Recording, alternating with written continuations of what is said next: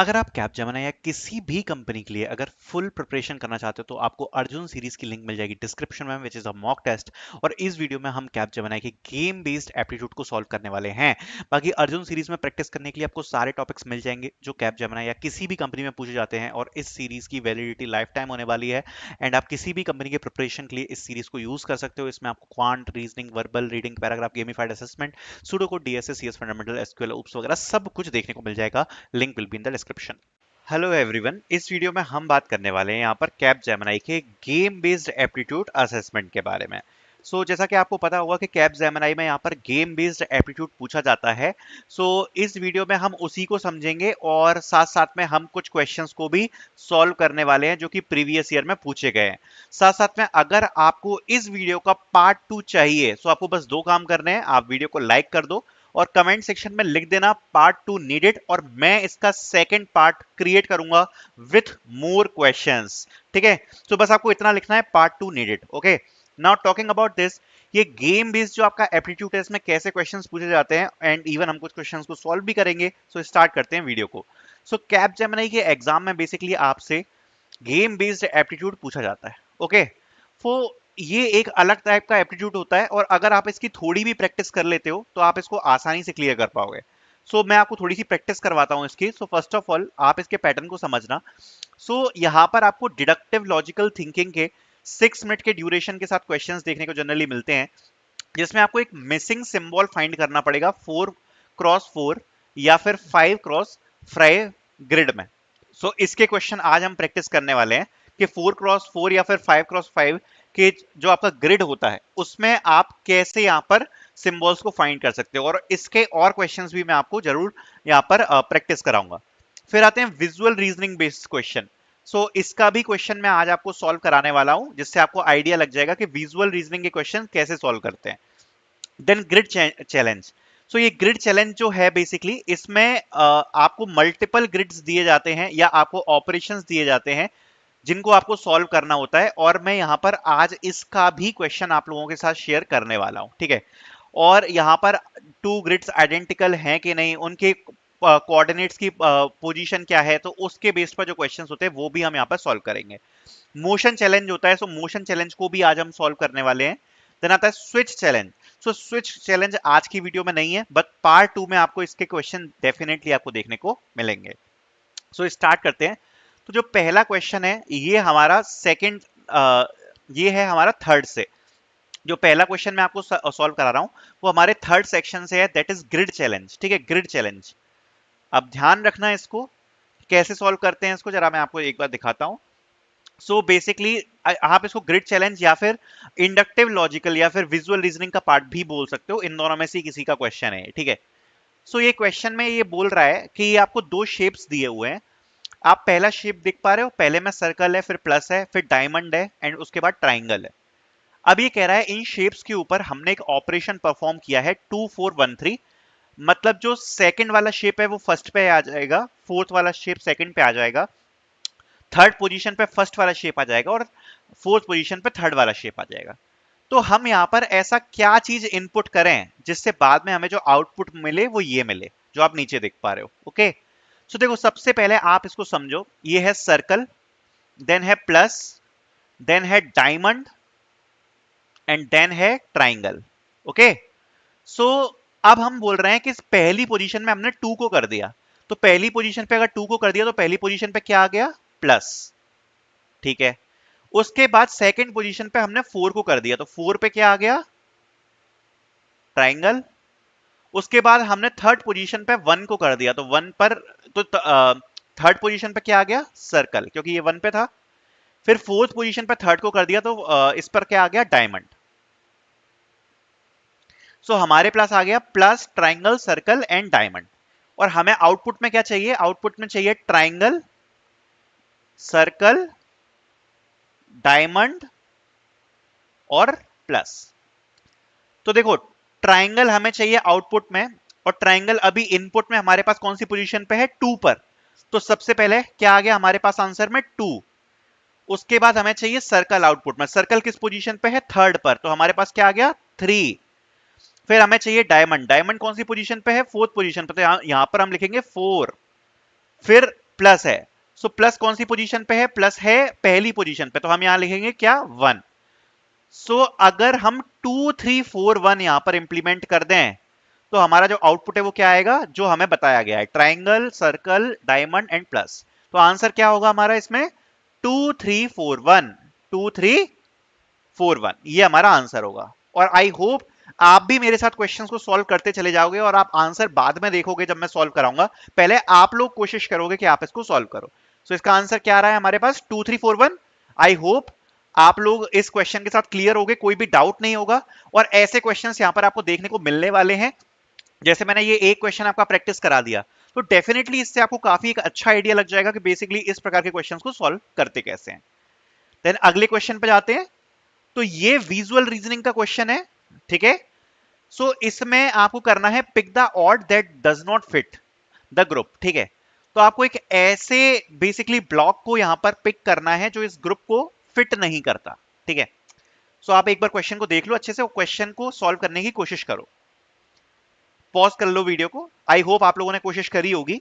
सो अब मैं बताता हूं कैसे सॉल्व करेंगे। देखो इन सब में हमें क्या करना पड़ता है, एक पैटर्न आइडेंटिफाई करना पड़ता है, पैटर्न, ओके। सो आपको क्या करना है, आपको कुछ नहीं करना, बस एक पैटर्न आइडेंटिफाई करना है। तो पैटर्न कैसा है, अगर आप देखोगे तो ये पहला जो है आपका ग्रुप ए, इसमें जो स्क्वायर है वो आपका सबसे ऊपर हमें दिख रहा है। उसके बाद ये स्क्वायर यहां से मूव आउट किया ऐसे, सो ये जो था ये इसने ऐसे इस तरफ रोटेट किया और सेकंड शेप में स्क्वायर इस पोजीशन पर आ गया, ठीक है। थर्ड सी का जो ऑप्शन है, सी में फिर से स्क्वायर ने रोटेट किया और स्क्वायर हमारे पास इस पोजीशन पर आ गया, ठीक है। अब डी में फिर से स्क्वायर ने रोटेट किया और किस पोजीशन पर आ गया स्क्वायर, इस पोजीशन पर, आप देख सकते हो यहां इस पोजीशन पे आ गया। अब ई है, तो ई पर ये स्क्वायर फिर से रोटेट करके कौन सी पोजीशन पे आना चाहिए था, इस पर, क्योंकि अगर आप देखोगे तो ये ऐसे घूम रहा है, तो ये दोबारा से ऊपर आना चाहिए था, बट ये कहां है, नीचे है, आप देख रहे हो नीचे है ये, तो ये उल्टी डायरेक्शन में मूव किया है। तो ई क्या है, ई हमने पिक कर लिया क्योंकि ये ऑड है, बिकॉज तब से स्क्वायर एक डायरेक्शन में मूव कर रहा है, बट अब ई में ये नीचे की तरफ मूव कर रहा है, तो ये क्या हो गया, ये ऑड हो गया। क्योंकि अगर आप एफ देखोगे तो एफ में ये फिर से राइट डायरेक्शन में मूव कर रहा है, जी में फिर से राइट डायरेक्शन में मूव कर रहा है, लेकिन अगर आप ई देखोगे तो ये उल्टी डायरेक्शन में मूव कर रहा है ई में, तो इसका आंसर क्या है, ई, ठीक है। आई होप आपको ये भी क्लियर हो गया होगा, ज्यादा कुछ डिफिकल्ट तो है नहीं इसमें, ठीक है। तो आंसर इसका क्या है, ई। क्वेश्चन 3 की तरफ बढ़ते हैं।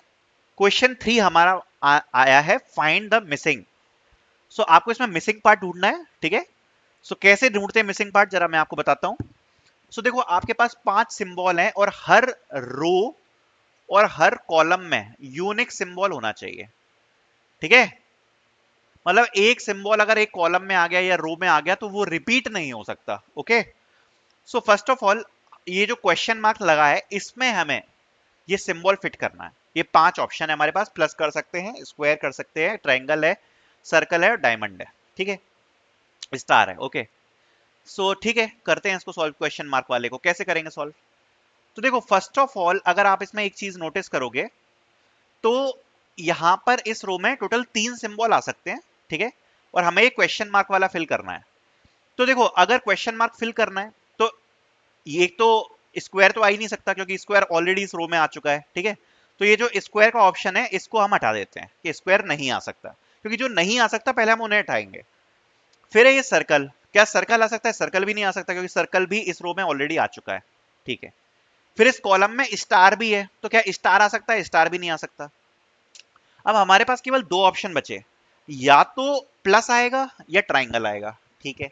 अब हम कैसे आइडेंटिफाई करेंगे कि प्लस आएगा या ट्राइंगल आएगा, देखो मैं बताता हूं।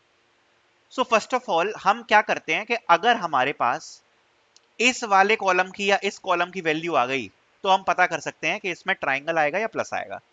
तो देखो इस कॉलम में तो अगर आप देखोगे तो पांचों, यहां पर जो आप देखोगे पांचों सेल्स खाली हैं, बट ये जो ये वाला कॉलम है बेसिकली इसमें 2 सेल्स भरी हुई हैं, तो हम इसको इजीली फिल कर सकते हैं।